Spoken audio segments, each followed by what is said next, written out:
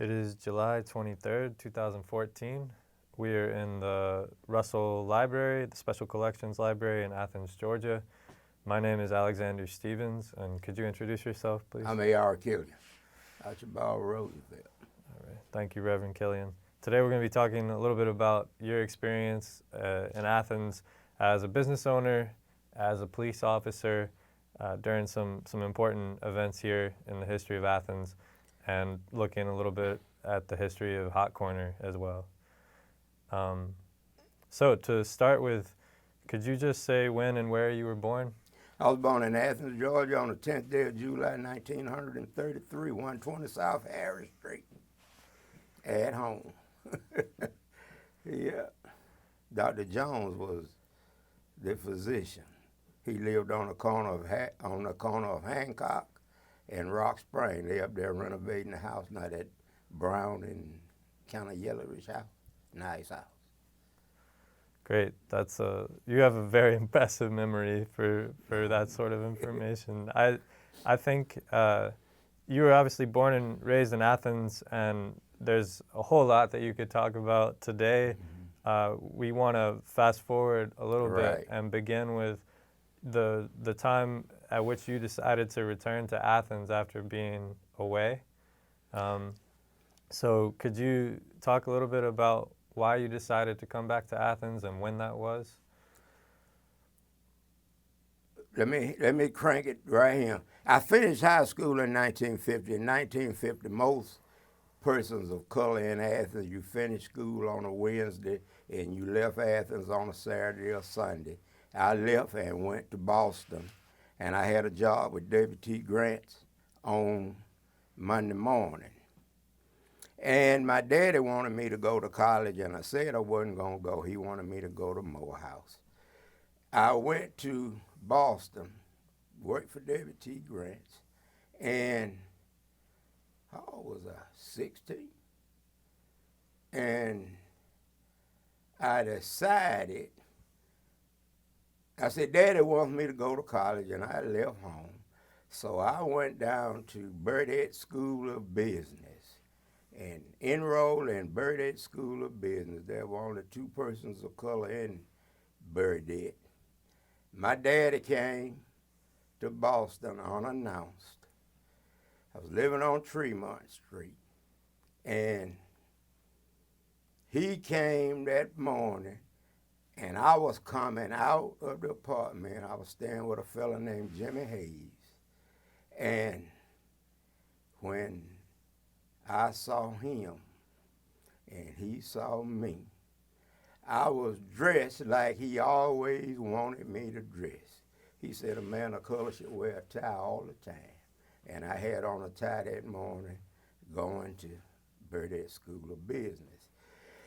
So after my daddy went in and talked to the president or the superintendent or whatever, I can't remember his name, but after Daddy left, he called me in and said, Mr. Killian, we thought you were from a wealthy colored family from Georgia.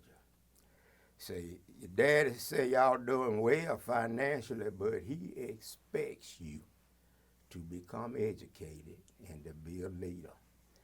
My books might still be on his desk. I don't know, because I left them. I left my books on his desk, caught the Silver Comet, came back to Athens to get my mama, because I wasn't but 17, for me to go in the Air Force. And she, against her better judgment, said she'd do it. And I went back to Boston, joined the Air Force. Took me a month and a half, because back in those days, they had the draft, and then the draft said everybody had to go, and it still should say that. I don't believe in folks living off my dime. If you want to be free, you go to the war and fight for yourself, or at least make an appearance. So I went in the Air Force, went to Sampson Air Force Base, and for some reason, I decided I wanted to be a policeman. And the guy that gave us the test and was deciding what school you were going to he said to me that, Killian, you are not going to police school. And this is what he said. He said, you ain't big enough or dumb enough to be a policeman. He said, the only thing you need to be a police is a big dumb person. And he said, you are not going. He said, you are going to aircraft and engine mechanic school to be a mechanic on a jet. And I said to myself, I hear him say you go to mechanic school to be a jet aircraft mechanic sometime for 3 years. And I want to go overseas. I told him, no, I don't want that. I said, I want to go to military police school. Then he asked me, had I ever seen a colored policeman? I told him, no, I ain't never seen one, but I still want to be one. I guess the good Lord arranged it, so I went to Fort Gordon, Georgia. Went through military police school. My daddy died while I was at Sampson Air Force Base. I came home to his funeral. So they told me that I did not have to go overseas and blah, blah. I say I joined to go overseas. That's where I want to go. So I went to Germany. Went to Bitburg, Fürstenfeldbruck first, and then we left Fürstenfeldbruck and went to Bitburg. And I don't know whether you remember Colonel Robert L. Scott or not, but he was from Macon, Georgia. He was a bad boy in his day. And that's when I finally, don't ask me why, but when I was in the Air Force, most of my friends were young fellows just like you white boys, because they was mostly in the Air Force. And so one day we had a problem at the base, and the boys said they wanted me to go with them to talk to the air adjutant. I said, y'all crazy. I said, I understand what you're saying, but you just deal me out. So they say, all right. By the time they got ready to go, they say, Fuzz, they called me Fuzz because I didn't shave. Say, Fuzz, come on, go down there with us. You ain't got to say nothing. Went down there and they told Colonel White, I never will forget it, that Archibald Killian is the spokesman. I like to drop through the concrete. I had always been ashamed and bashful and all that, but I said, well, they done put me out here, so I told Colonel White what the problem was. Colonel White marched us to the mess hall, and after that, I became the spokesman for the enlisted personnel at Bitburg. What was at Bitburg then? Bitburg Air Force Base. And so that went on, and I had made up my mind that really I wasn't ever coming back to the South again. So after the passing of time,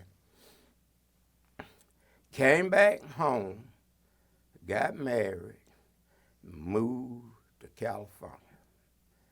Started enrolled in LA City College, went from there to Cal State Northridge, and I was doing fairly well, bought me a house.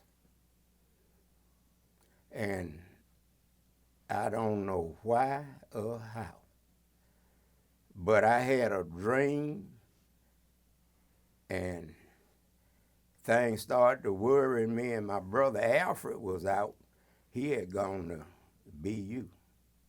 Yeah, Alfred finished Boston University and another school of accounting in Boston. So we went to California together. We both were working at the post office. I was going to college and working at the post office. And I said, shoot, I ain't going back to Georgia. Crazy. It looked like I couldn't get over the urge to come back. So I asked my wife. She is from Boston. She had never lived in the South in her life. And she said, I'll go wherever you go. I said, oh, Lord. So then I asked Alfred. I said, Alfred, if I go back to Athens, he said, whenever you get ready, let's pack up. We used to go to a place out in the San Fernando Valley that sold beer by the mule, and they sold hamburgers, hot dogs, and all that. And we used to go in there and he said, we can go back to Athens, open up a place like this. I told him, So finally, we just packed up and left. I had a house I was paying for. I took the deed and stuck it in the mailbox and left the house, the deed and all. Came on back to Georgia. Do you remember what the dream was that you had that made you think you should come back? That it was just something I had to do. It was something, and really I wasn't even going to church in California. When I was in California, I didn't even go to church. I was a member of Ebenezer West here in Athens. I joined when I was 12 years old. And I was a Christian, but I didn't go to church in California. I didn't have time, if you want to know the truth. And so Alfred and I came back, went to Athens Federal, got the money I needed to do what we wanted to do, and we opened up, really, I think Mr. Wilson will attest to it, we had the best restaurant in Athens, white or colored. So, got it open, and I found out these people didn't have any money. The average black lady was making $9 a week, man making 15, 16. I said, oh, Lord, how in the world? And I might well tell the truth, I done got a little mad with God about then for sending me back here. And it wasn't too long after we got back, Mr. Wilkins on Wilkins Industries, he was living in Massachusetts. And he came back, he and his bookkeeper, and he called me up and asked me would I have a conversation with him. I told him yes, sir. They were the first two white customers we ever had, he and his, I guess the man was the accountant, lawyer or something. And he asked me, did he think he could get 200, maybe 300 people of color to work if he opened up a sewing factory? I told him, shoot, yeah, you probably get 500. And we sat there and talked, and it wasn't long before he opened up Stitchcraft. And when he opened up Stitchcraft, Athens completely changed. A lot of the white folks got mad with him by raising the standard of living, but people were able to get houses, do much better. Business got to going. All this was running at the same time. By that time, Hamp and Charlene had applied to the University of Georgia. And it so happened that Hamp's daddy and my oldest brother went to Morehouse together. And they were friends.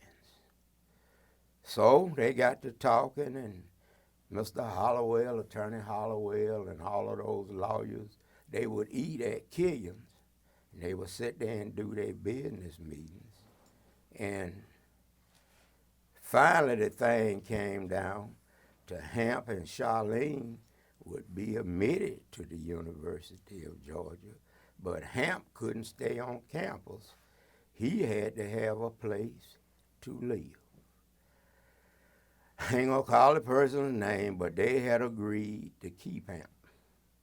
And when push came to shove, they said it was too dangerous and they weren't gonna keep him. Mr. Danner, Mr. Danner and the rest of them, they liked it. They said if the university is not integrated on Monday like it's supposed to be, we can hold it off for 2 more years. So Mama came to me and said, Archibald, said, you're going to have to keep Hamp. I asked her what I had to do with it. She said, you are going to have to keep Hamp. I had a kind of mama you couldn't do much arguing with. But see, I know me, I'm not nonviolent. I like talking to the gentleman over there a while ago, I ain't nonviolent. But Mama said it had to be done. So all right, Mama, I was staying upstairs with my wife and children. So that took Alfred's bed. Alfred had to go in the dining room. Hamp went in Mama's room. Mama went in the other bedroom. And I guess that Monday morning, Hamp came to stay with us. And the Ku Klux Klan said what they were going to do. I told them, well, I can tell you one thing, be your last day. I said, I'm a veteran of foreign wars. It don't make a damn to me who I shoot or where. Now come on down here. They said they were going to burn the cross in the yard. I said, one of theirs who did it. I said, I might die with you, but it don't make no difference. Mars next to me. Thank the good Lord they never did come. They went over to Son of Miles that night. I said, how in the world did I get in this mess? But Hamp was a very studious young man. He was a real gentleman. He was just a nice person. And he used to go up to Rock Spring Home, play basketball with them kids out there in the yard.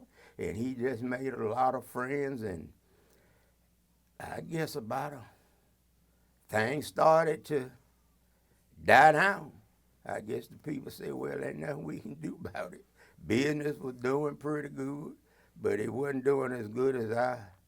And then, what's the next thing came up? Well, I'd like to talk with you a little bit about what you said about not being nonviolent, I guess, because I think that may be something that well, I that mean, people I aren't agree. I'm necessarily so aware proud of Dr. King Sure. and his philosophy, because that was what made the thing possible.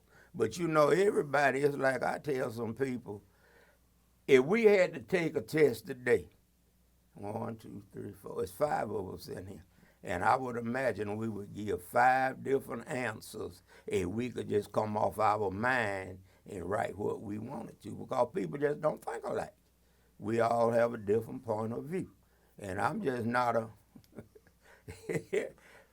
I can be sometime, but you know, it all depends on how you approach. Do you think people forget that not everyone who supported the movement or was involved in it was adhered to nonviolence? Do you think people forget that? I'm sorry if they do, because I heard y'all talking earlier as we were coming in. Do you realize that everybody God used in the movement was nonviolent? Can you imagine what would have happened had violence broke out?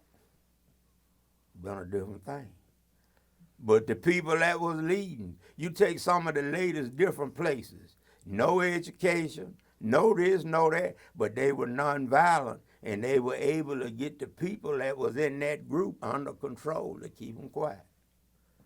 Do you think there's a difference between violence and self-defense? Yeah. Self-defense is if somebody back you in the corner. And violence is if you just want to fight. So what was your perspective on it? Well, I just wasn't going to listen to no junk. I was taught by my mama growing up that nobody is better than you are, and you are not better than anybody.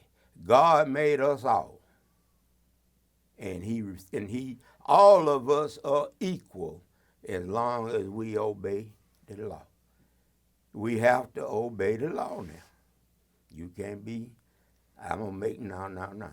I think it's in Romans chapter 12 or 13 that you have to be law-abiding. But the law should be equal for everybody. Don't have no one set of laws for me and another set for you. That's one thing I learned about the preamble to the Constitution. All men are created equal with certain inalienable rights, life, liberty, and the pursuit of happiness. And when I was in college and was studying all that, I came to the conclusion that when America was founded, the founding fathers, Franklin and all that bunch, that was not really their thought pattern or their ideology. But God, some kind of way, we don't know how God does stuff, but God put it in their mind, if you fixing to start this country, then you need to start it with everybody being equal. But that's the problem with the country now. We trying to caste and class. I read a book when I was in college. We used the book Class and Caste on the Southern Society by Dollar, and that was his philosophy. In a southern community, a white community, they got certain mores you go by. Then you go to the black community across the railroad track, you got certain mores to go by. But then they don't treat people right when they get down to the courthouse. But how am I going to be different from you? When you had served in the military and you lived in Boston and Los Angeles, so when you came back to Athens, I would think that those experiences affected the way you saw things. Well, yeah. And see, when I was in the military, believe it or not, 99% of my friends were white. And I really didn't know anything about white people. But them boys picked me. And since they picked me, what was that? He was from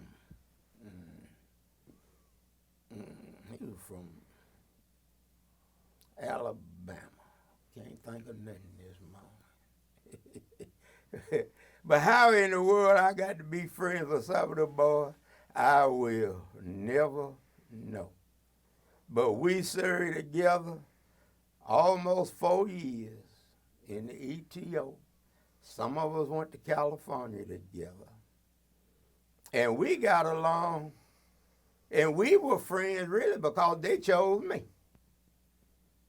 And then they treated me right. I treated them right, and we didn't even, I remember, you done bagged me up. Now let me see. Had a fella, when I retired from the post office, I had a car wash down on Broad Street. John C. Tanner, Cullman, Alabama. John C. Tanner. Now, John C. Tanner, now he's a white boy, they ever been one. Looks, demeanor, everything. Now, how in the world John C. and I got to be friends, I will never, ever know. And I was washing cars one day, and this fella came into the car wash. And I don't know, we got up a conversation. And in the conversation, he looked at me. He said, "You fools." I said, "That's what they call me." I said, "Who are you, John C. Tanner's son?" You know, he didn't say another word. That broke up the conversation. Now, I don't know what happened. He just asked me, was I fools? I told him, yeah. I said, "You John C. Tanner's son from Cullman, Alabama." And John C. Tanner said in Cullman, Alabama, didn't no colored people allowed downtown. They had to stay on their little end. Now, how we got to be friends, but we went through a lot of stuff together. I trusted him, he trusted me. And when you're in the walk, if you trust somebody, that means we'll live together or die together. Don't make no difference. So did that experience, particularly risking your life with and for white people, Yeah. how did that play into your decision when you were housing Hamilton Homes to stand up? I mean, were you afraid? Not really. Not if the truth be told. No, the only thing I was scared of was that it might get out of hand. But I wasn't afraid otherwise. I done laid my life on the line before. Do you think there was a role for people like you, maybe who were willing to arm themselves and defend themselves in order to ensure that people like Hamilton Homes or other people who maybe weren't willing to use violence if necessary? Do you think there was a role for people like you to make sure that they could do what they needed to do? I think so. I think God had picked out people And that's what really upsets me now, and I heard y'all talking about it in there. We risked our life. We risked everything we had to open the door. And now you got colored folks shooting folks all day long. Don't even make no sense. Won't go to school. Won't become educated. We went to school when it wasn't popular. We got the education when we didn't have to. But you know, I got a problem with it. I really do. I guess going back to that time, could you talk a little bit about what happened with the riot in Athens during integration? Well, really the thing finally quieted down, and they were integrating the varsity. And so, but they knew Chief Hardy, Sheriff Huff, they knew that I was not going to put any persons of color in jail. Now, they knew that. Because I told them, well, after I got to be a policeman. I didn't want to be a policeman. My mama told me I was under an obligation to integrate because I was a policeman in the military. So I finally acquiesced to her to become a policeman. And I think the last night of the sit-ins and the man at the McDonald's on Prince Avenue, that McDonald's was open doing segregation. And the day he got ready to open it, he had the chief and the police department come to McDonald's. And he said he was going to open it integrated. He said he wasn't going to announce it, but he didn't want no blue suits in there telling people of color they couldn't come. He said, if they come, we're going to serve them. Just that simple. So that went over pretty good. And the varsity up on Broad Street, Lord help us Jesus, and Mr. at the Dairy Queen, he took his white sign, color sign down, closed up the color water fountain, and closed up, can't call his name right itself, and closed up the color window and said, everybody come to the front.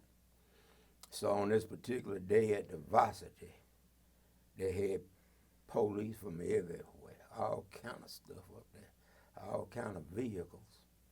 And so when they had made their little plans on what they were going to do, I don't remember who I was working with that day, but we got back in the car. And Chief Hardy said, Killian, where you going? I said, I ain't with this. I said, if you think I'm going to stop somebody from going in the varsity because of their color, you crazy. And I took off my bag and told him what he could do with it. He told me to put it back on and head east, because I told him I was going east. And Chief Hardy got out there and told all them white policemen to get back in their vehicle and go on wherever they had to go. He said, because integration is in. He said, we ain't going to do this no more. So. And when was that? I can't remember the year. Okay. Well, do you know when you joined the police force? Do you remember the year that was? It was 52 years ago. Okay. 52 years ago. Okay. Well, I want to talk a lot more about your experience in the police department, but I also want to talk a little bit more about the restaurant, if that's okay. Yeah. What was the name of the restaurant? Name was Killian's Four Seasons. And my brother and I had been to a restaurant in New York City, the Four Seasons. So we decided to name it Killian's Four Seasons. And that's what we named it. And we hadn't been open too very long when university students started coming. They said they wanted to come in there because it's the best restaurant in town. What kind of food did y'all serve? We served chicken, and shrimp. That used to be a kid because they used to call them swimples. Chicken, shrimp, fish, all that stuff. And you opened about 1960 or? About 60. I think we came back here in 60, 61, something like that. And what was the business scene like for African Americans in Athens at that point? Well, you just didn't eat in a white place, and like down where what you call it is, all down there, it was all color. Hot Corner. Hot corner. What was Hot Callaway Corner. What was Hot Corner like at that point? What do you remember about going there? Well, that's what we were used to. So you go down there, get your hair cut, get you a beer, get pig ear sandwich, and just have a good time. Meet people. Corner didn't close till 11 o'clock on the weekend. And you'll see just about anybody you knew. Charlie Moten had a pool room across the street. So it was just a place where the association came together. But what was the vibe like? What was the vibe there? Well, it was good. It was good. And then Callaway Corner was another area that maybe that's not on as... the Pope and Hancock. Now, it was about the same way. They had 5 or 6 eating establishments there. And believe it or not, the Callaway building was a colored hotel. A lot of people didn't know it, but it was. It was built out of stucco. And it was there. And that was just one of the places where the people were. And see, Athens Industrial School was down on the other corner. Reed Street School is the oldest school for colored in the state of Georgia. I went there the first 7 years, and then I left there and went to Athens High Industrial School. And that's where I was now. But anyhow, as Killians got to working, and then the University of Georgia students wanted to come. So I let them on in. And business really boomed in because, see, they had money. So they came, everybody was coming. If I went back to 1960 or 61 and walk into the Four Seasons, what would I see? What would I see there? People having a good time. People having a good time. And I can't remember when it was, but I got a phone call one evening from Governor Lester Maddox. Governor Lester Maddox told me he was down in South Georgia. And he said the people down there was complaining that there was a colored restaurant in Athens that was serving their children. And he said he wanted it stopped. He said if you stop it, everything else all right. If you don't stop it, I'm going to close you down. That's the first time I ever had to back down.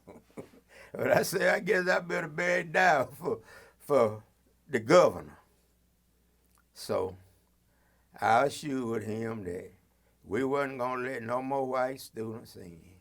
That was a kind of rough night because you had to turn around all the white folks at the door.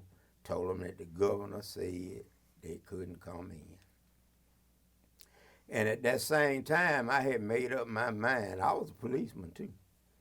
I had made up my mind to quit the police force because I didn't like what was happening. And Mr. Miles, a lady came. Back then, they had all colored help at Athens Country Club. All the waitresses, cooks, they were all people of color. So a lady had told me, because my brother Alfred wanted to go to the post office, because we both had worked at the post office in Los Angeles.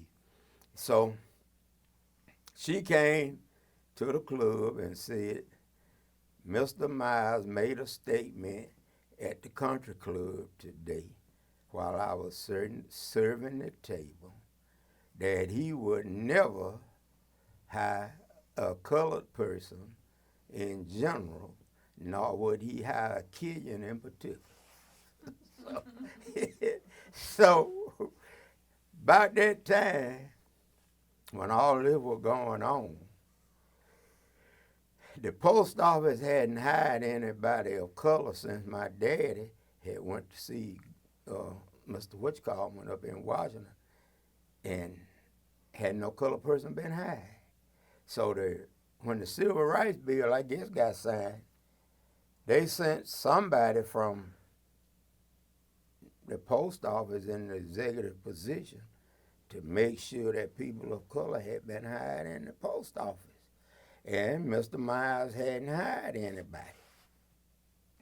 So the man came back and wanted to know, I went to see Grady, Grady in the hospital. I went to see him yesterday. The only person they had, Grady had been a custodian, and they moved Grady from custodian up to letter carrier. And when those two gentlemen went down there, they told Mr. Miles that they had not told him to move somebody from a custodian to a carrier. They wanted somebody hired that had never been there before. And he had 30 days to do it, or he would be terminated and lose. He had 28 or 29 years federal service, and he would lose his retirement. So Reverend Frank C. Maddox was a friend of mine. He was a preacher at Greater Bethlehem Church, and he was making a lot of moves in Athens as far as people of color being hired, being moved up, doors being open. So Mr. Myers called Frank C. and told Frank C., I got to have somebody by tomorrow. And he said, I get Killian. Say he want to change his job. That was funny, boy. So he came out to the restaurant and told me and my mama that I was going to have to lead it. He said Archibald been wanting to lead the police force. Say, I got him a job at the post office. All he got to do is take tests. I said, I ain't going to do it. I said, I am not going to work at the post office. My mama gave me that look again. She said, boy, what you think the Lord sent you from California back here for? To open some of these doors. I say, Mama, she said, boy, don't talk about no mama. You just get ready to go with Reverend Frank C. We had to go to Atlanta, take the postal exam. So George Maxwell was my partner at that time.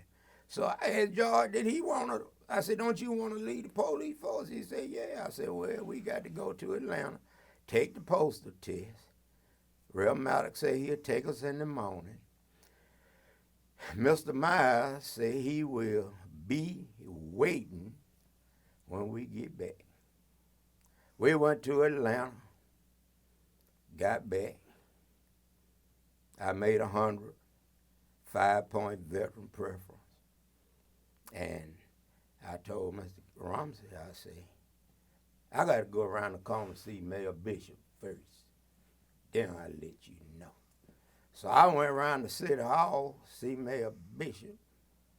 I said, look at him, Mayor. I've been a policeman almost 5 years, still ain't got no rank. When you gonna make me sergeant?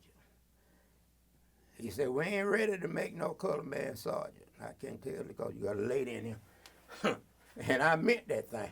And he looked at me right funny. I took that, threw it on the desk and walked on that door, went down to the post office, told him I was ready to go to work. I mean, some things you just have to do. It might not seem right, but you have to let some people know that they got to do what needs to be done. So I went on back to work at the, and then Mr. Ramsey, they gave me the credit for all my military time. And the time I worked at, my brother and I worked at the post office when we was in college in California. And gave me that time back. And then it wasn't long before they hired Alfred, and then, he made supervisor. He was postmaster somewhere. I didn't want that job. That was your brother? That was my brother. So Go ahead. So the post office job, it sounds to me from what I understand that you taking that job, the situation was a little bit similar to when you took the police job initially. Yeah. Why did you were reluctant to take the police job as well, right? Well, I just knew. Now, why I wanted to be a policeman, I couldn't tell you. That's why I tell folks sometimes God intervenes in your life, and He puts you where you need to be so that when He needs you, there you are. Now, if He hadn't made me, or hadn't got me to go to police school, I never would have been a policeman in Athens, would have. How did you end up becoming a policeman in Athens? Because they had to have somebody. And they said, well, you see back then, Bro Wilson, you had some people of color that was intermediators between downtown and the community. So downtown, they went downtown and said, we want some policemen of color. And who were those folks? Do you remember? Ray Well, Wilbur Jones, and people of that caliber, that insurance agents and, stuff like that. And so, let me see, where was I again? I'm sorry to interrupt. They went downtown to say they wanted Oh, some yeah. police officers Okay. of color. And I told my mama that I wasn't going to do it, but she insisted. That ain't where I was, though. Wait a minute. Now, what was the question again? How you ended up becoming a police officer in Athens? Okay. So, after my mama finally convinced me that I didn't have no choice but to be a policeman and open the door, I told her, all right, if that's what's got to be done, I will do it. The city of Athens made an appointment with me at the University of Georgia. And I think Mr. Wilson was bad out. Every job I took, I was the only person examined. If I passed, they moved. If I had flunked, nobody would have got it. So they sent me over to the University of Georgia to take some kind of exams. And I took the exams, and the white gentleman that gave me them tests said to me, Mr. Killian, you have absolutely no business in Athens, Georgia. He said, why don't you pack up your stuff and move to California? I told him, sir, I just moved back here. He said, well, they sure can't stop you from being a policeman. And so he said, he said, shoot, you can, he said, you can get any job you want. Why do you think he said you had no business being here? Because of segregation. Because of segregation. So he said I should have just moved on back to California, where the playing field was closer to being equal, But you did become a police officer in Athens. Yeah. So I told him, yeah, I'll become a policeman then if that's what you want. So Chief Hardy, he was a nice gentleman. Chief Hardy, I had no complaint with him. I think he was about as nice as he could be considering the situation. You had about half the police force was a member of the Ku Klux Klan. They were. A good half of them a member of the Klan. Man, y'all just don't know. What was that like? What? Working alongside other officers who were members of the Klan. What's that song Kenny Rogers sang? Got to know when to hold them, know when to fold them, know when to pick them up. That's the best advice I ever had anyway. You have to know when to hold them, know when to fold them, and know when to pick them up and walk away. Sometimes you just be quiet. Can you think of any I mean, I can't even imagine doing that. Can you think of any situations where you specifically had to do that? Any memories you have of having to be careful in that way? Yeah. And you just, I guess, I don't know. I guess that's something God gives you. For the first 6 months, we were on the police force. Lord help us, Jesus.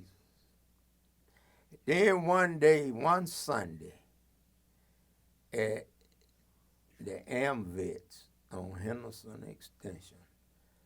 What's over there in their home? You know where they got there? But that was the AMVETS Club.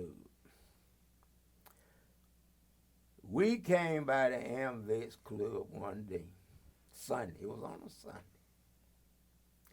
These boys was out there waiting on us to come. When they saw the police car turn the corner, we didn't know what it was, but they faked the fight. And they faked the fight. Moon and I stopped, went in, and they were waiting to kill us. Just that simple. But they got the surprise of their life, because we weighed them out. And one fella ran. I got my shirt tore off and a whole lot of stuff.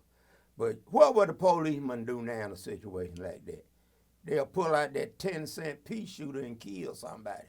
That's just as wrong as 2 left feet. I forgot all about I had a weapon. And when the fight was breaking down, one of the fellows went up to Rock Spring Homes, the senior citizens' house. And when I got up to him from behind, I had pulled my weapon. And he turned around and looked me dead in the eye. And I told him, come on, let's go. And he turned his back to me and walked off. I reholstered my weapon, walked on back down the street. We had the other 4, and a policeman showed up. But after that, they found out that we were not afraid, and we would stand up, and things slowly started to change. All right, the fella that turned his back on me and walked off, I guess it was 3 or 4 months later, Chief Hardy called me and said, Killian, said, you remember so-and-so? I told him, yeah, I remember him. He said his mama died, and his mother's going to be funeralized this week. And he wants to know, can he come to the funeral and you not shoot him? I said, I didn't shoot him that day while it was. Am I going to shoot him today? I said, what I charge him with? Anyway, what I had charged him with was 3 things. That was a $700 back in the old days bond. So he said, what you think we ought to do? I said, let's make him post his bond. He said, we're going to court with him. I said, not unless you want. I said, it make no difference to me. He came back to his mother's funeral, and he and I met after the funeral, and we talked, and we shook hands. And he said, I just want to thank you. He said, I have never had a job in my life. I left here and went to Baltimore, Maryland. And he said, I got a job that week, and he said, I'll be on it till I retire. Now, that's what you're supposed to do. You're supposed to help folks. So to clarify, that was you and Donald Moon? That was me and Don Moon. Who was your cousin? Is that correct? My cousin. And was this, were these Klan members who were trying to attack you, or were they people, who were those folks? Why were the people trying to attack y'all? They didn't want no colored policemen. And were they white or black? Both. Okay. Both. It all depends on what you was doing. Both. What was your assignment? Nobody wanted a policeman of color. White folk didn't want you, black folk didn't want you, police didn't want you. So some members of the black community wanted police officers, A few. but why didn't other people from the black me. community? I don't know. But they did. And what was your assignment when you came in? What were you supposed to do? We were supposed to patrol in the colored neighborhoods. And back in those days, you had colored neighborhoods because there was no integration. And so we patrolled in the colored neighborhoods, and we answered all the colored calls, and a lot of folks used to call and ask for me to come because they knew I was going to try to get to the root of whatever the problem was. Most husbands and wives, when they get into a big problem, it's a failure to communicate. They cannot communicate, and they get in trouble. But I would go, and I would have the man to be quiet. And I said, ma'am, tell me what the trouble is. And let her talk till she quit. That means she didn't have nothing else to say. Then you tell the man, all right, now you give me your side of this story. And he'd give it to me. And a lot of times you tell him if it be a boy named him Archibald and get on back in the police car and go on about your business. That's what people need. They need somebody to mediate, to help them get through this hard spot. Because everybody doesn't have the same education. Everybody doesn't think on the same page. But they have run into a problem in their life where they got to fight, or they think they have to fight, because nobody is there to regulate the conversation. But if you stand there and regulate the conversation, you would be surprised. But now, since interracial marriage, they want to lock you up. They didn't have, you couldn't lock up nobody before interracial marriage. Why don't you tell the truth? I done seen so many changes. But then this came up. What was it?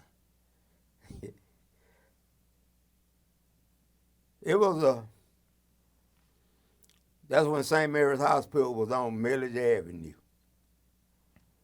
And one night a taxi was in front of us. The taxi made the turn off of Hancock to Millage, and they put somebody out. And so I said to my partner, I forgot who I was working with, might have been Maxwell, I don't remember. I said, wait a minute, let's stop this car. It was a white taxi. Because, see, then they had white taxis and they had colored taxis. They didn't ride each other. So I asked him, what's going on, man? He said, well, I got this man here in the car, and he done got drunk. And said, I don't know nothing else to do with him to keep him from being hurt, but I just put him out here in front of the hospital, and maybe they'll come out here and get him. So I said, well, I guess we'll take him on to jail. Locked him up with this public drunk. Back in that day, public drunk was $17. Locked him up for public drunk. It was my time to go to court. We used to have to go to court every morning then if you had a case. So got up in court the next morning. Now, how does such information get out so quick? I ain't got the slightest idea. But that courtroom in City Hall was packed, front to back, side to side. So Judge Price called the case. Miss Pierce, I think her name was Miss Pierce, she was the secretary. And I told the judge that he had been in a taxi, and taxi driver put him out. I put him in jail, just charged him with public drunk for safekeeping. That cat told Judge Price, that judge, I've been all over the damn world. First time I ever got locked up by a nigga. Judge Price told him, wait a minute. I just laughed, it was funny. He said, and done stole my money. Judge Price said, wait a minute now. We can't have that kind of language in here. He said, nigga done stole my money. Judge Price asked Miss what you call him, said, how much money did he have? Say, Killian said he had $2,100. He said, how much? He said, $2,100. He said, I've been all over the world, been in jail everywhere, and it's the first time I ever found an honest policeman. He walked across to shake my hand, Judge. He said, wait a minute, let's get this straight now. What happened? He said, Your Honor, Judge, or whatever he told him. He said, I'm a merchant seaman, came into Savannah, had been gone a year. He said, I drew $5,000. Excuse me, ma'am, I had to tell you that. He said, I drew $5,000. He said, I went to every whole house I could find in Savannah. He said, I came on to Athens because I knew about Elm Street. He said, and I done went down there, and every hole I could find down there, right in coat, and that coat was packed. He said, and I was getting ready to head back to Savannah to catch the ship. And he said, how much money he said I had? He said, I ain't had that much. He said, I had about $700 left, I think. Judge said, no, I had $2,100. That the money lay. He said, Lord have mercy. He walked over there and shook my hand. The coat like to die. He told the judge, said, how much money I owe y'all? Judge said, public drunk, $17. He said, that ain't enough. He said, what's the next one? $28. He said, that ain't enough. He said, what's the next one? I think it's $37. He said, that ain't enough. He said, what's the next one? I think then, or $47. He said, let me pay this $47. He walked over there and shook my hand again. He said, I done went all over the world. And he said, I finally found an honest policeman, and he colored. Boy, if that was funny, and that's when we got where we could arrest white people, after that incident right there. So initially you were told explicitly you could not. Could not. But after that incident there, that's when the line was broken. But I'm going to tell you the truth. I wonder where that dude is now, if he's still alive. You can run into some weird stuff, police in there. And you just have to be able to, you're supposed to help. Policeman's job is to protect and serve. Anybody can lock you up. You can give a monkey a key and tell him if every time you see somebody doing something, lock them up. But a human being supposed to have more sense than that. It seems like you feel like maybe that has changed within police departments. It is. I wasn't police name. My name was police. And I don't mind telling. Why I want to mistreat somebody? You're supposed to protect and serve. You're supposed to help people that can't help themselves. Look at them policemen kill that fella the other day. That's all they do is jump on folks. And then when they shoot you, what did the city do? Send you home for a week. But God gonna put them in hell. You can quote Reverend Killian on that. Thou shalt not kill. You can't go around mistreating your fellow man.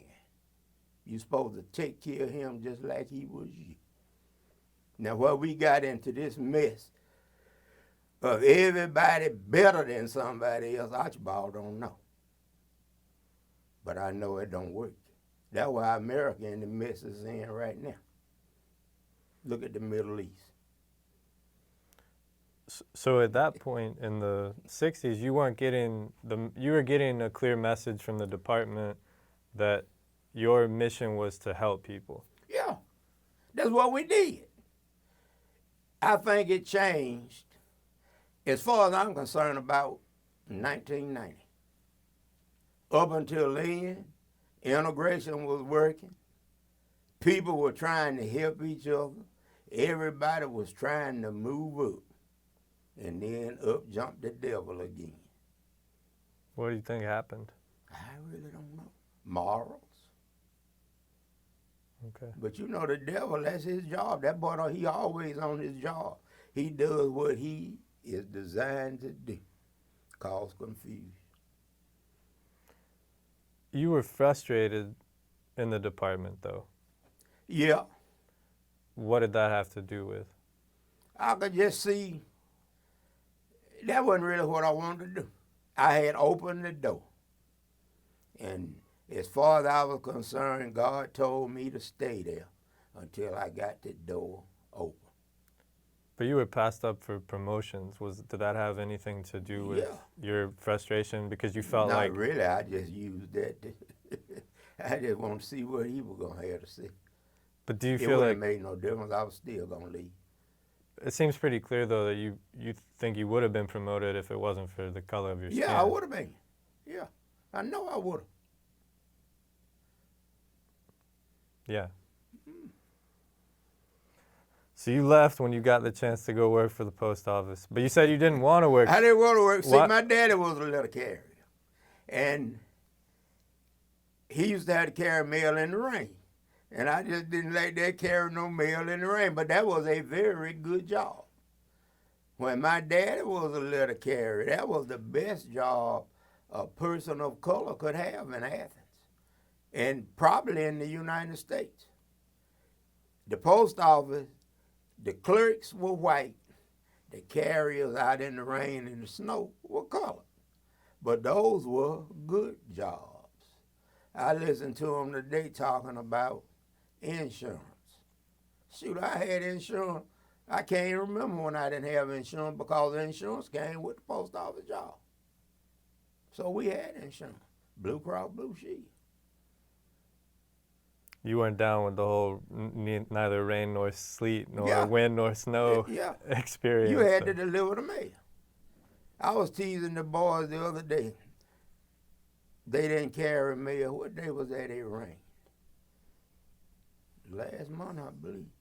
I told them, man, y'all giving the post office a bad name. It didn't make no difference what the weather did. We carried it. Rain, sleet, or snow. And ultimately, were you happy in that position? Oh, yeah, it was all right. I just didn't want to be outside. But after I got used to it, it didn't make no difference. See, I carried mail. I was what they call a T6. I mean, I carried a different route every day. And I just met a lot of people. Had a good time. I imagine you got to know Athens pretty well. Yeah, I know Athens. During that time, there were a lot of changes going on in Athens. There was redevelopment going on and urban renewal programs, right? Yeah. What do you remember about some of those changes, especially driving through Athens and around town? One thing that has always bothered me, just like in Atlanta, why did the people abandon their neighborhoods? Why not fix them up?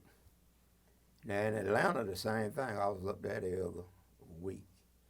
You take over by the colored colleges, Morehouse, Morris Brown, AU. That used to be top dollar neighborhood. But as soon as integration came, those people moved out. Like where I live on Chase Street.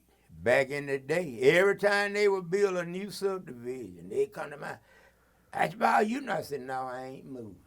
I'm staying right here. Look at Boulevard now. It went right back where it was, didn't it? When I was a kid, Boulevard was top Meg Street. And where you talking about moving, you know it. Didn't nobody live there but the upper crust. Those were first-class neighborhoods. And when I ride through them now and see how they are renewing them, I feel proud. I live right across from Chase Street School. Now, suppose I had moved somewhere. I can walk anywhere I want to go. What about neighborhoods that maybe weren't part of the upper crust? Fix it. Repair it. What did you see happening in places like the Bottom, for instance? Well, that's where Bethel Holmes went. Reverend Maddox built Bethel Holmes. And he wanted me to build Bethel Holmes. I told him, me and you both end up in jail. we better let that alone. I said, you go on and run it and get you another contractor to come in. and do it. I said, I'm going to keep on working at the post office. So but I used to repair houses and stuff like that. I learned how to carpenter in high school. See, when I went to high school, Athens High had industrial school, they taught carpentry. And I learned how to carpenter. I can build a house from the footing up. Too old now, but I used to could do it. Did folks in the bottom, for instance, did most of them come back to Bethel homes that you know of, or did they? Well, some of them moved. Some of them moved in all. I would imagine now they're living all over Athens. They are living all over Athens. And the story about the bottom is this. The bottom, according to historical facts, is one of the few areas in the United States of America where people of color lived between the train station and downtown. The bottom used to be where white people lived. But as they progressed and moved up the economic scale, they moved out of the bottom and moved up and got better houses. So what history says is when the bottom got pretty near vacant, somebody, I don't know who, decided why not let the colored people move in here. And that put them between downtown. A lot of people don't realize that when the train was the main means of transportation, everybody went up and down College Avenue from the city hall to the train station. You catch the Zoot down there. That German word for train. But So if people were kind of dispersed, what do you think that did to that community or to the people who came from it? Well, it helped some, and some went to public housing, and I don't know. They just dispersed around. But a lot of them, I would say, did much better. Yeah. Okay. But I was thinking about Waddell and Henderson and streets like that where they were living. The house. I went to a meeting some years back, and it wasn't but one or two persons of color there. And the gentleman that had the meeting, I don't know how in the world I got there. The complaint of the argument was that you had to have 2 lots to build a house. You had to buy 2 lots, tear them down, and build a new house in the middle. And I sat there and listened to them for a while. And I said, what y'all gentlemen's problem is, y'all ain't never been nowhere. I said, you ever been to Philadelphia? You ever been to Detroit? I said, why not take the top off the house and put a second floor? And you got them right in the same area. Ain't that what they're doing all over Athens? They came and took the top off, put a second floor. That way you don't need no more space. You get 2 houses there. So they started doing that. Sometimes you just have to laugh, you know, because everybody doesn't get to see the same thing or go to the same place. So now they're just building them up. Instead of building them wide. Why make it wide? Build it tall. I wonder if we could, I'd like to talk a little bit more about maybe sort of economic opportunities for folks in black communities in Athens, because obviously while you were a trailblazer and had some difficult jobs, they were also fairly well-paying jobs, I assume, for somebody from the community at that point in time. But you mentioned the Wilkins Industries. And about how much could somebody make a week working there? $40. Mr. Wilkins said he was going to pay $1 an hour. That meant you went from less than $20 to $40. And then you could make what did he say?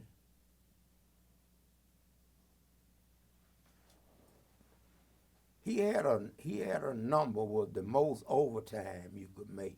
But that put you from where you were to, where you were able to. Double or triple what you double and triple your wage.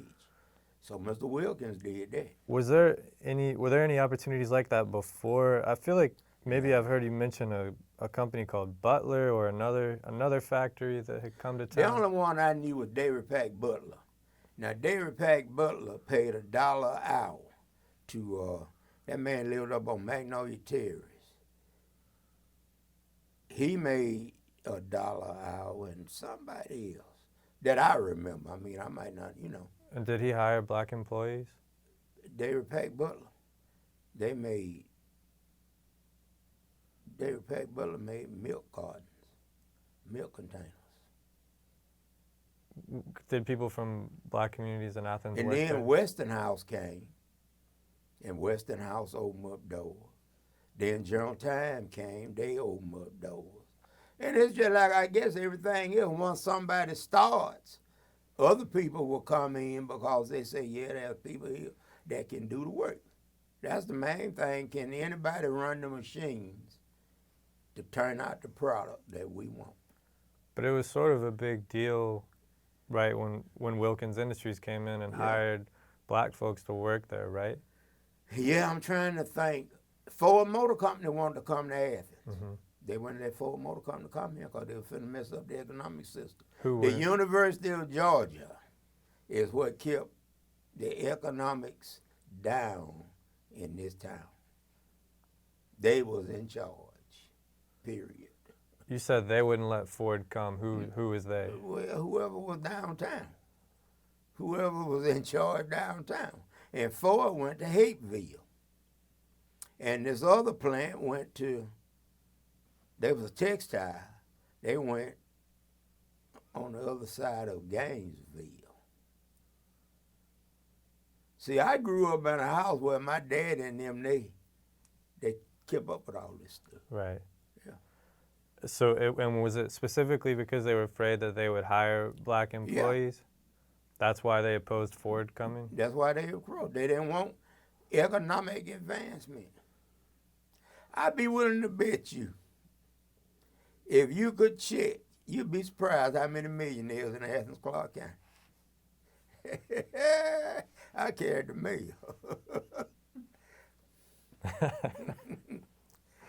Athens is a well-to-do town. It is. Why do you think they were trying to prevent people from having improved economic opportunities? Money make the mouth dry, don't it? If you got money, you can do a few things. If you ain't got no money, what can you do? So if black folks from Athens had economic opportunities, what was the fear? What was their concern? Mm-hmm. Okay.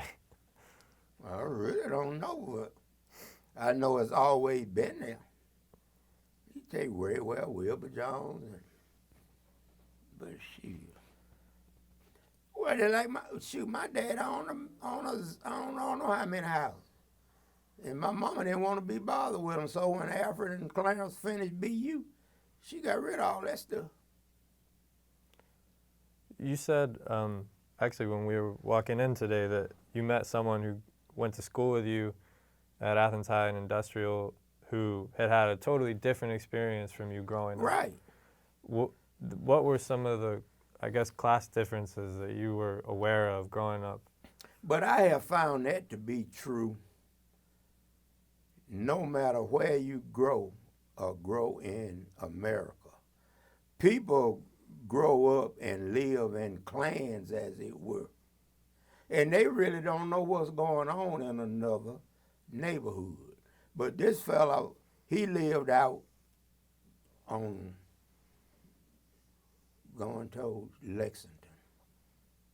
And when I met him in high school, because I had never gone to school with anybody from the rural, as it were. And I said to myself, wait a minute.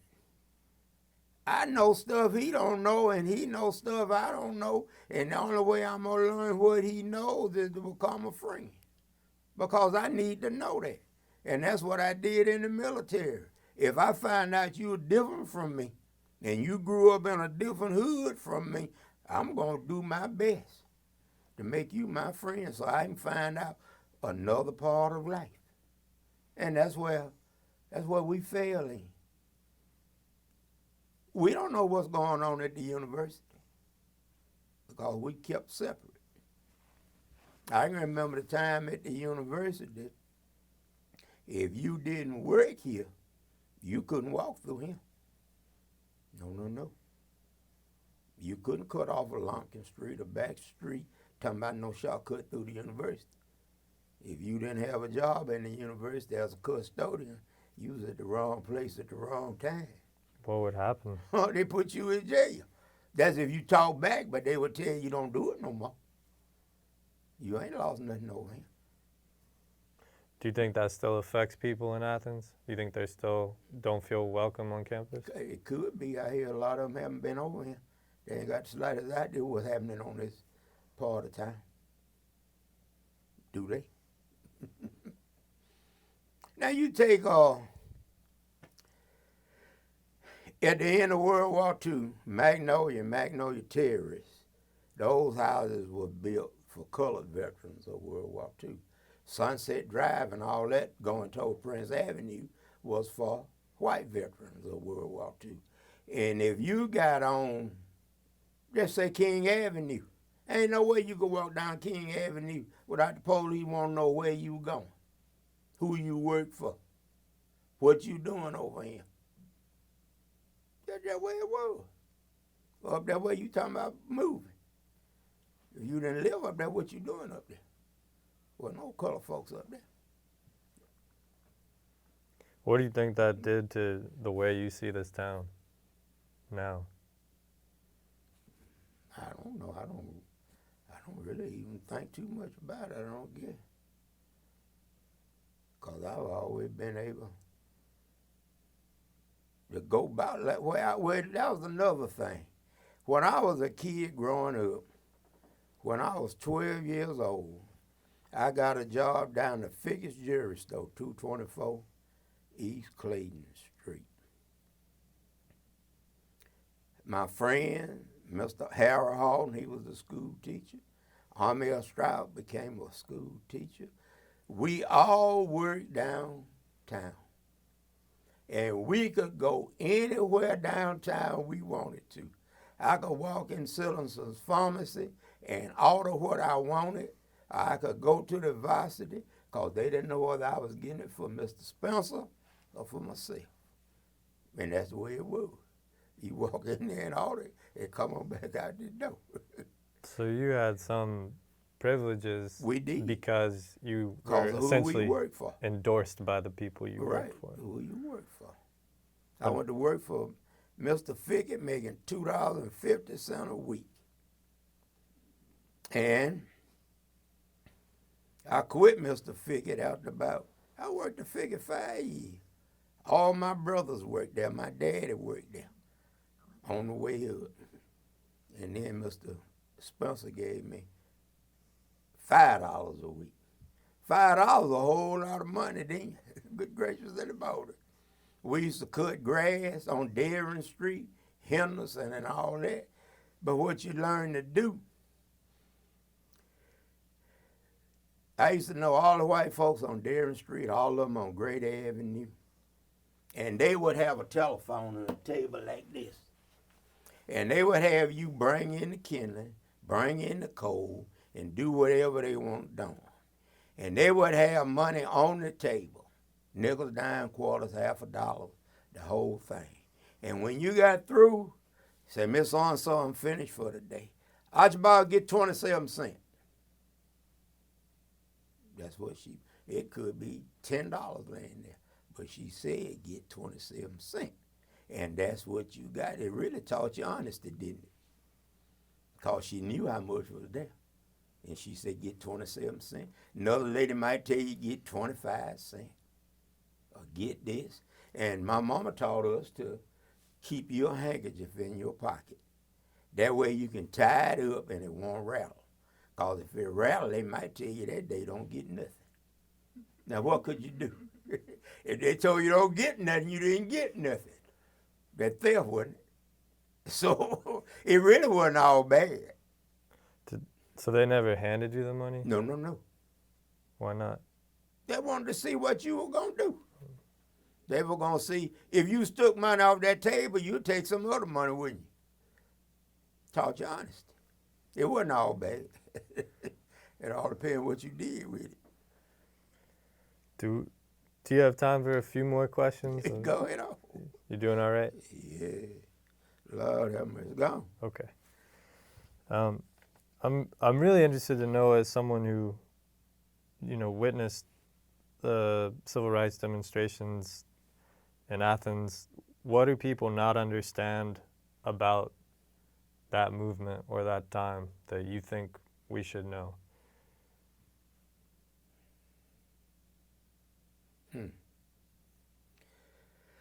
Well, you take Athens, and most of the in Athens, it was mostly children. It was mostly children. The children had the nerve to do what needed to be done. Then you had the senior citizens. And then, like the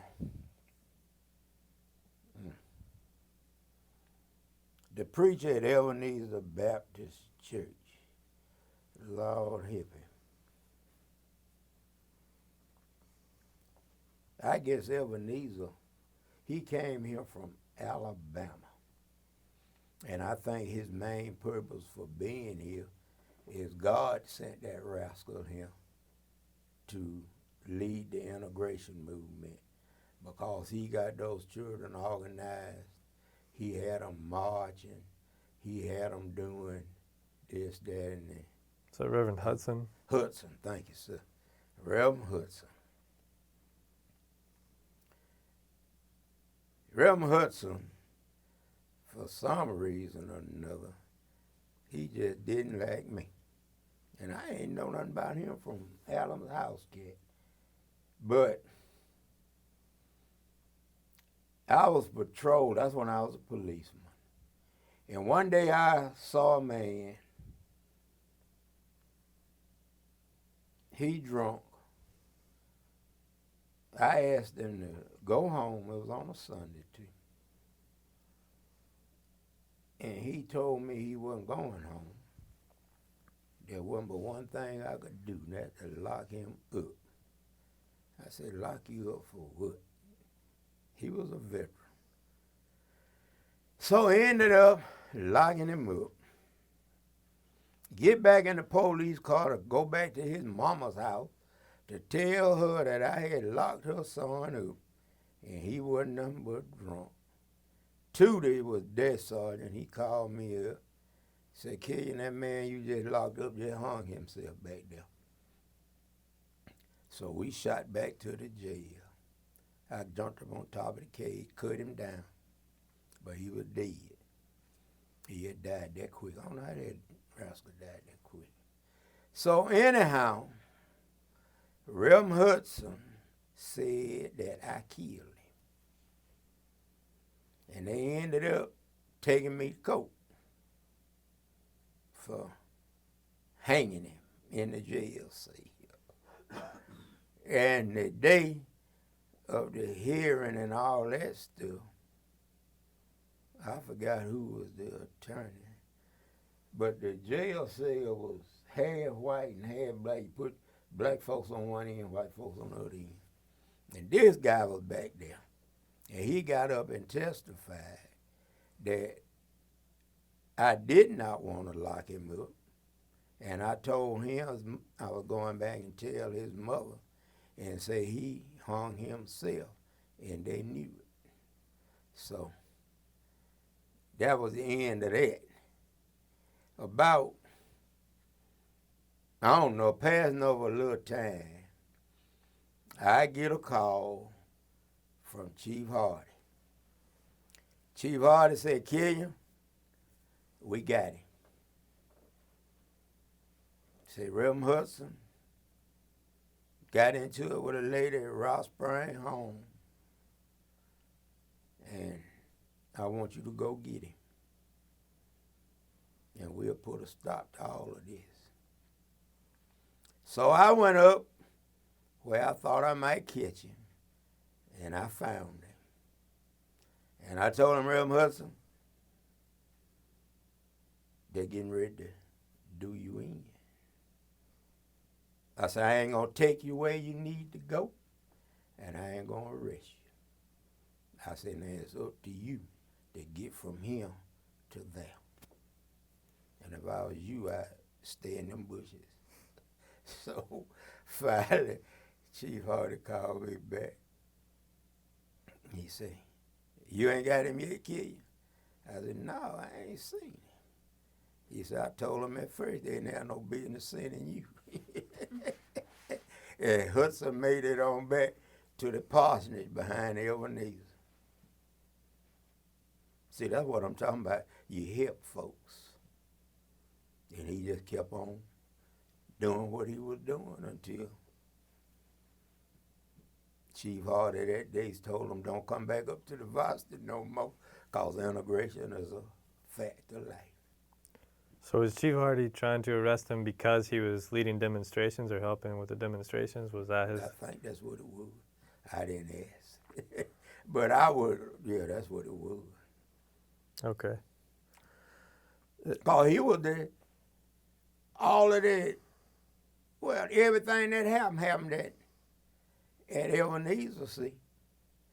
And sometimes they'll get up there and they'll be down there. Well, it was the playoffs then. That's where Ebenezer's fellowship hall is. And they'd call me. And I'd go up there and tell them, just be quiet. Because I didn't care. You can't make me do nothing. My grandpa was a white man. He couldn't make grandma do nothing. Don't come to me with that crap, because I ain't buying it, you know. And that happened in City Hall one day. Who was it?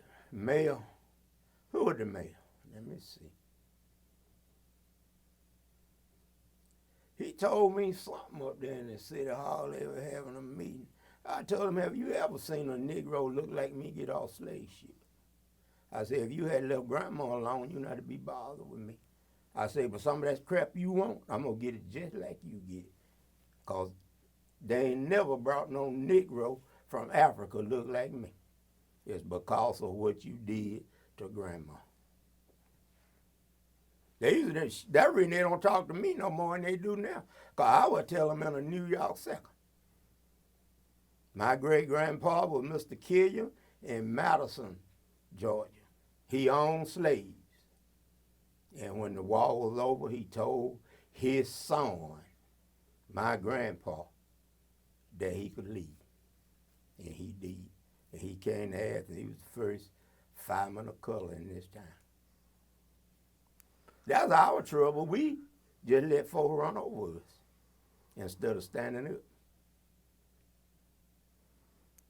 Well, I hope that we'll have a chance to talk again about some of your family's history and your earlier history.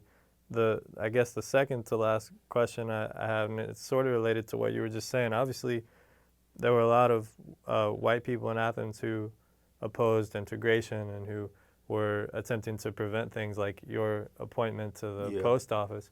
But you also mentioned that it sounds like maybe partly because of your father, you had access to aspects or elements of the white community, and there were certain people who were willing, at least, if not eager, to help with the changes that were coming. And I'm curious who some of those people were, or if there were white people who were willing to assist with progress. Well, yes, because I guess had it not been, it wouldn't have happened. All white folks ain't bad. No. I know a lot of good white folks. They will help you. They will do what you can't do for yourself. Now, they might not want it broadcast or advertised, but no, all people of race ain't got nothing to do with the way you think. Were there any major players in Athens that you can think of who maybe fulfilled that role?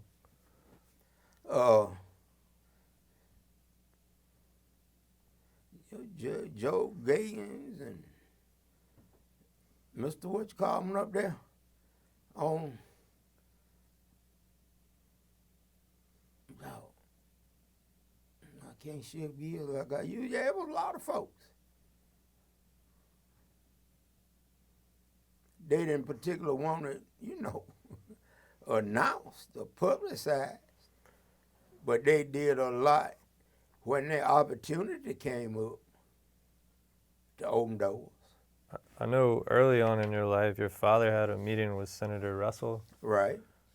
And what was the result of that meeting? Well, that's when Robert Nesbitt, he was a World War II veteran, and Robert Nesbitt wanted to go to work at the post office. And they wouldn't hire Robert. And they had not hired a person of color in I forgot how many years. So Robert came to Daddy and wanted Daddy to help him. My daddy was the president of 588 National Alliance of Letter Carriers. That was a colored union. And he decided to go to Washington. So he and I went to Washington, D.C. He took me with him. I rephrased that. And he had got an audience with Senator Russell. And I never will forget it. We went into Senator Russell's office, and he served us a Coca-Cola. Now, back in the day, you take a city like Watkins,ville, a Negro could not buy Coca-Cola. Coca-Cola was too good for you. You had to get 12-ounce drink. But Senator Russell served us a Coca-Cola. And he asked my daddy what was the purpose of him being there. And he told Mr. Russell, Senator Russell, that he had a friend that was a veteran that wanted looking for a job at the post office, and Mr. Miles would not hire him. Senator Russell picked up the phone and did whatever you do. Then he talked to Mr. Miles and told him who he was and that he wanted him hired that day. Just like that. I said, hey, wait a minute, I learned something new. What kind of power does this man have? And they hired Robert. And they hired Robert. And as luck would have it, I believe the second week Robert was at the post office. That's when they had them old brown trucks. Robert Nesbitt backed the truck into the wall down there at the post office. I know. And Mr. Miles raised a little whoopee about that, but he knew he couldn't find him. So everything went on. Yep. Well, Reverend Killian, thank you so much for Well, taking time. Is there anything that I should have asked you that I didn't, or that you really wanted to speak on that I haven't brought up?